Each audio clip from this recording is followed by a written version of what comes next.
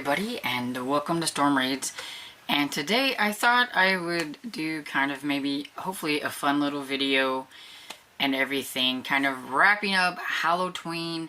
I meant to do this video actually earlier in the month, but then time just got away from me. So I thought it would be kind of fun to end Halloween with. And that's the progression of middle grade covers and everything, and like how they've gone from not so creepy to fairly creepy. Are they too creepy? It's kind of like, you know, a discussion video, I guess. Have they gotten a little too creepy? Or do I just need to decide that, okay, it's the time, you know, we gotta go with the time, you know, it's 2023, things aren't gonna look like 1960s or whatever, but I think they're kind of getting a little creepy. But anyway, I thought it would be kind of fun, and what I found out whenever I was looking for books is that the older books, a lot of them were ghost stories. Like, there were just a ton of ghost stories. You didn't find a lot of other kind of books. Maybe you would find a witch book here and there, but mostly it was ghost stories. This is starting from the 1960s, and we're going to go up to present day. And I'm not going to talk about what the books are about. This is basically just a cover sort of video. We're just going to look at covers, and we're just going to see kind of how they progressed from the 1960s to now. And I thought it might be kind of fun. You can let me know if this was a total flop or if you thought it was interesting. And also, looking at these, I'm really kind of curious about them, so I'm going to have to try to hunt some of these up maybe for next year. But the first one I have is called The Ghost of Dibble Hollow. It's by Mary Nickerson Wallace, and this cover is what I kind of see for like a 1960s cover. This is 1965, and it's got that kind of spooky, dark color to the cover. It's, you know, got the ghost boy on there, and somebody's kind of walking on a road or something. You've got the spooky tree and everything. It's definitely, you know, has a little of that kind of creepy factor, but it's not scary. It just lets you know that this is kind of a spooky read, that the contents inside here are going to be, you know, ghostly. There's a story there and everything, and it just, I really like this cover.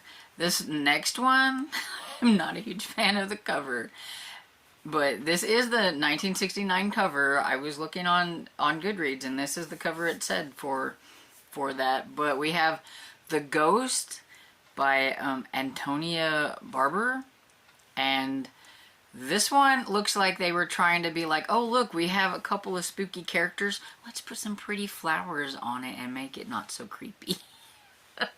But it's still, the ghosts are a little creepy looking. It's like, how do you portray ghost on a cover without making them kind of creepy, you know, and everything? Especially, like, I'm guessing back then with, like, the way they did things, you know, it's like, it's definitely different, you know. Now we have, like, all the, like, digital things that they can do.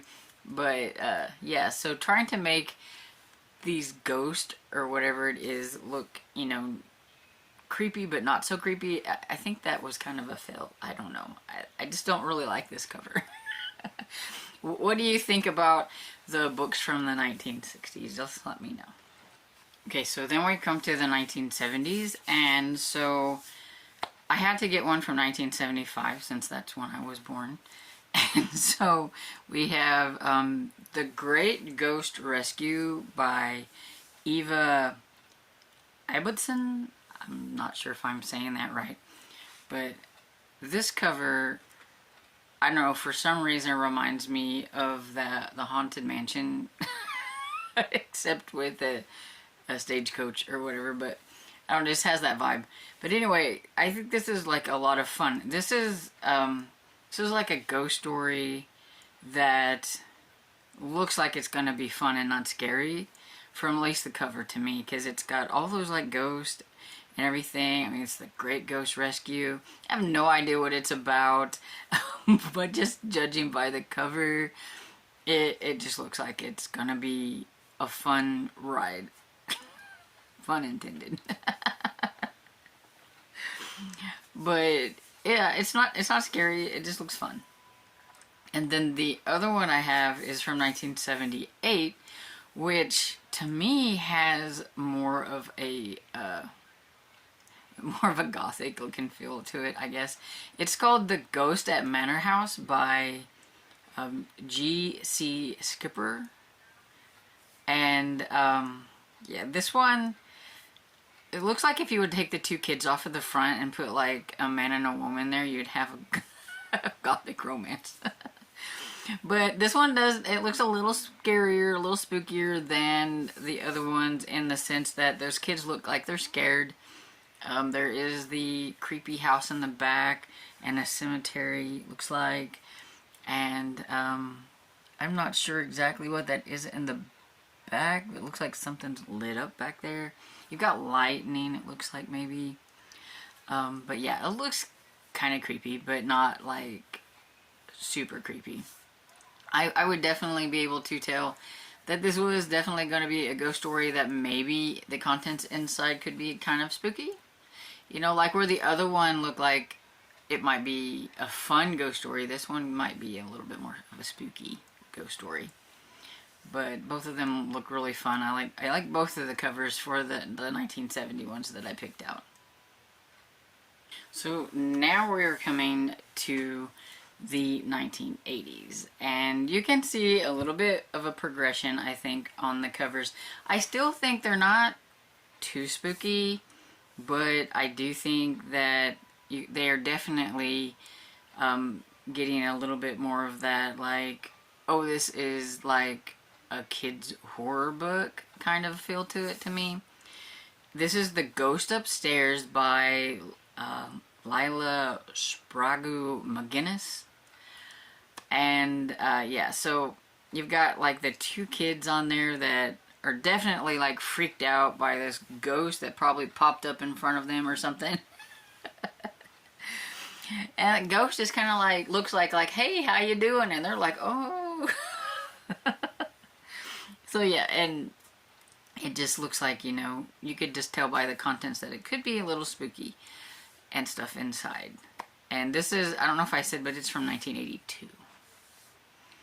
The next one I have is a very popular one. I meant to get to it this year and I didn't, so I do want to get to it soon. I just didn't get to it during the month of October. But this is Wait Till Helen Comes by Mary Downing Hans. I feel like she's definitely a retro spooky author that a lot of people know, and this cover definitely has that kind of spooky feel to it. You've got the two kids and the ghost, and really makes you kind of wonder what's going to go on. Is it going to be like really freaky kind of scary, or is it going to be, you know, a fun kind of scary? And I think this one looks like just the ghost looks a little spookier, and so it looks like it could be a little bit scary, a little spooky on the inside. Not read it, so I wouldn't know, but I do know that out of the Mary Downing Hahn books, that this one is the one that people talk about the most and everything.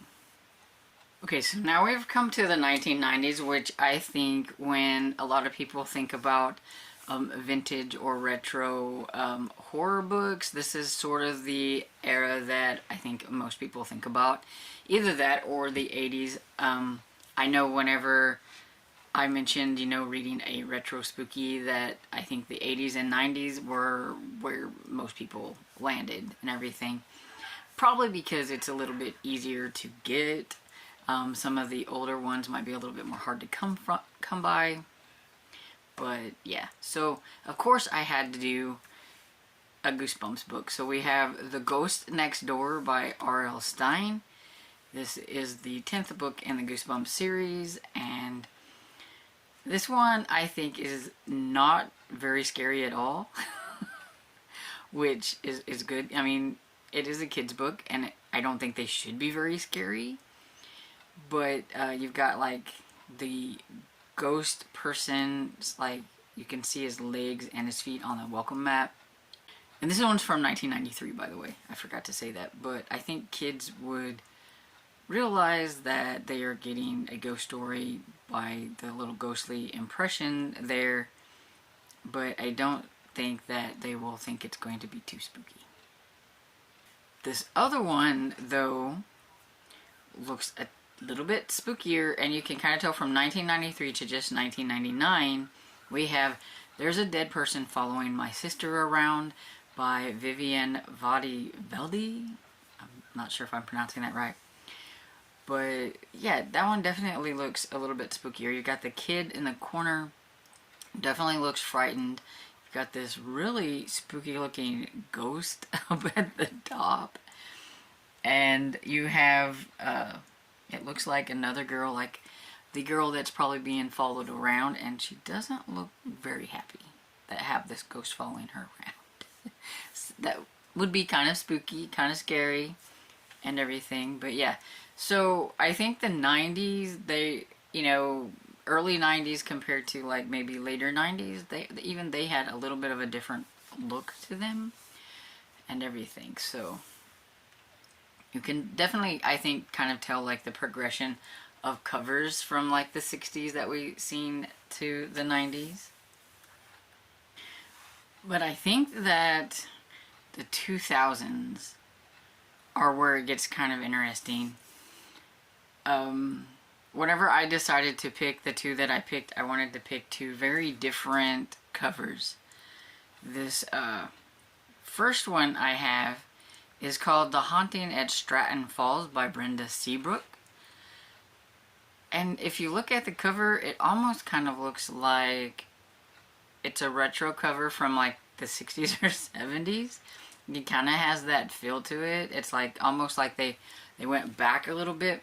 It's a little creepier, I think, than the covers from then. But at the same time, it kind of has that feel. You've got the two kids that are looking at this other one that you can only see like almost like a half of her face, which is kind of creepy. And you've got them looking at like, you know, who is this, and should we be scared kind of look on their face and everything. This one definitely is appealing to me. I would like to try to find it to see what it's like on the inside, but I do like the cover.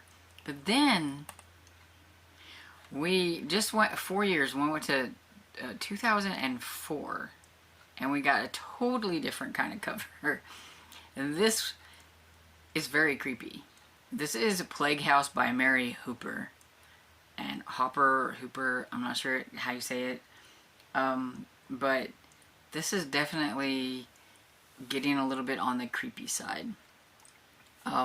You've got like this scary looking like scarecrow type thing. You've got the spooky house. You've got this purple kind of haze, that color with the clouds in the back, so you can tell it's night, but it's got just a very, very creepy vibe to it.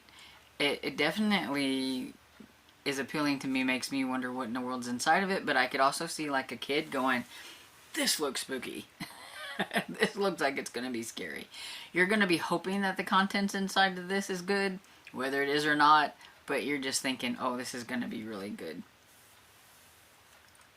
Now we have made it to the 2010s, and I think this is definitely when you see a big increase in how kind of scary that the middle grade covers can be.